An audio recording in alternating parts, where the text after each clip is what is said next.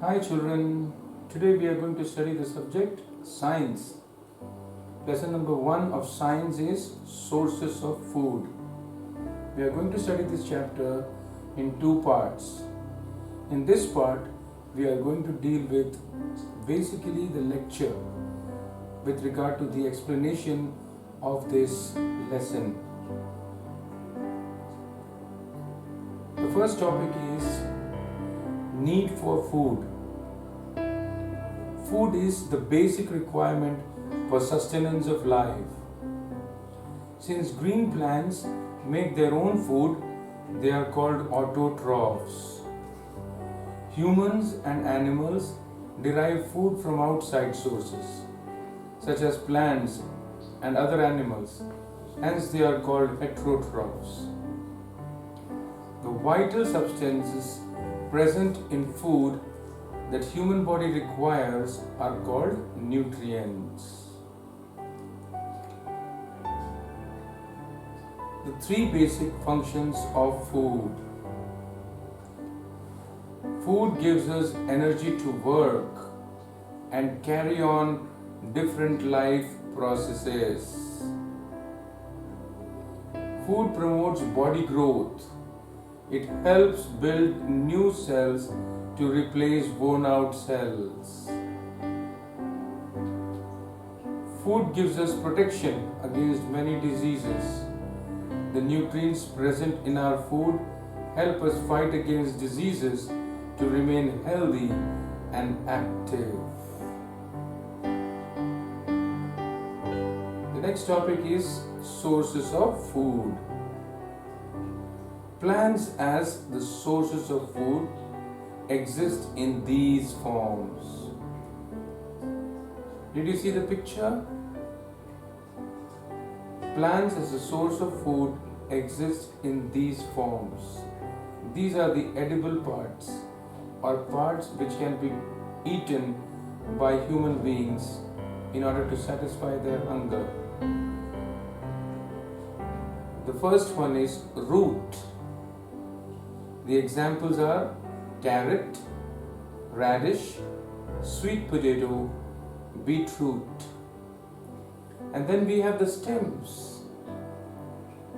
And examples for them are sugarcane, potato, ginger, onion, etc. Then leaves are also edible in some plants. Like for example cabbage, spinach, fenugreek, lettuce. Flowers like cauliflowers, broccoli, banana flowers, cloves, flower buds, etc. Fruits that the plant produces are also edible.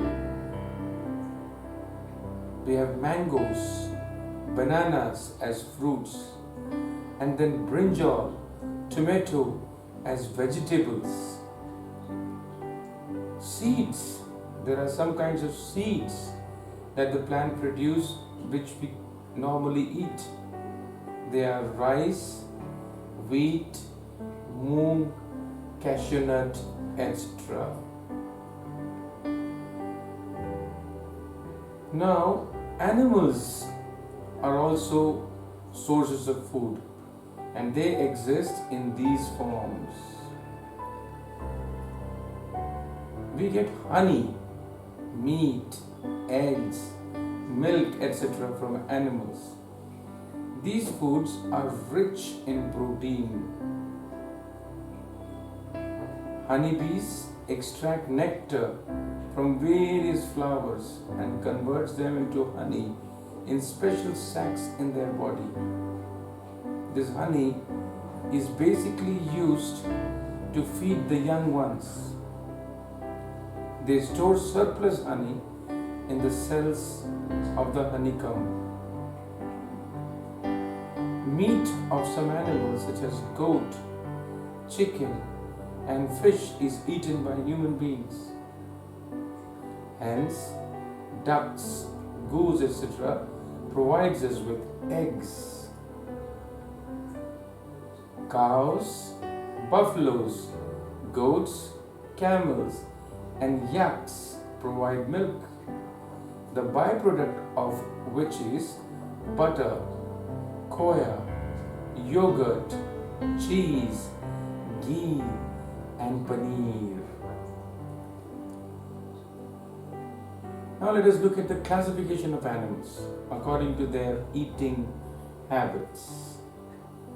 The first one is herbivorous. Animals that feed on plants and plant products are called herbivorous animals. For example, we have a horse that is a herbivorous animal. Carnivorous animals. Animals that feed on the flesh of other animals are called carnivorous animals. For example, a tiger is a carnivorous animal. Omnivorous. Animals that eat both plants and other animals are called omnivorous animals. Human beings are omnivorous. They are examples of omnivorous animals. And then we have scavengers, animals that eat dead bodies of other animals. For example, vulture. They are scavengers. They feed on the dead bodies of other animals. We have decomposers, living organisms that feed on dead, decaying plants and animals are called decomposers. Like we have mushroom. Basically, mushrooms are a fungus that grows on the dead, decaying plants or animals. Parasites. Some animals that depend on other living animals for food are called parasites. And the best example of a parasite is the mosquito. Now let us look at the food chain. In the food chain, the first in the whole hierarchy is the producer. Plants are called producers as only they produce food which is made available to other living organisms through food chain. And then consumers. Herbivorous animals are called primary consumers because they feed on the herbs, they feed on the grass, the plants. And carnivorous animals and scavengers are called secondary consumers because they eat and feed on the herbivorous animals. Food chain. So what is food chain? Food chain shows who eats whom. A deer, herbivorous, eats grass, which is the producer. The deer is eaten by a lion, which is a carnivorous animal. And when lion dies, its body is eaten by vultures, that is scavengers.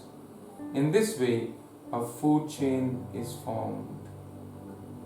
So, what is the function of a food chain?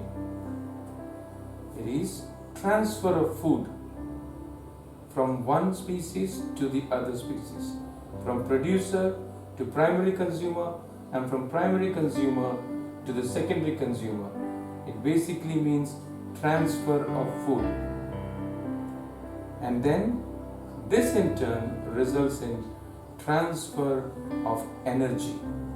So the function of food chain is transfer of food and transfer of energy. Steps to avoid wastage of food. The first one is food must be prepared only in a required quantity.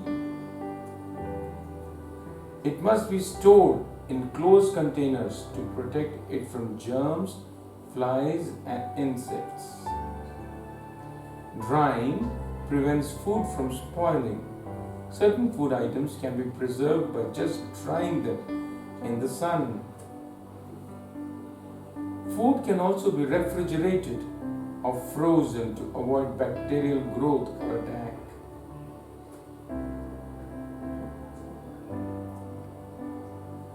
So now let us look at the homework.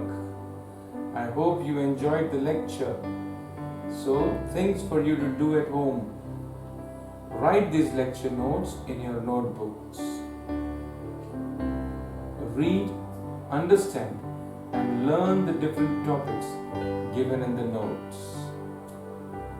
For better understanding, if possible, if your parents allow, watch the YouTube video on the food chain, the link of which is given below. Okay children, that's all for now. We will come up with the question answers in part B or part 2 of this chapter. Goodbye and stay safe.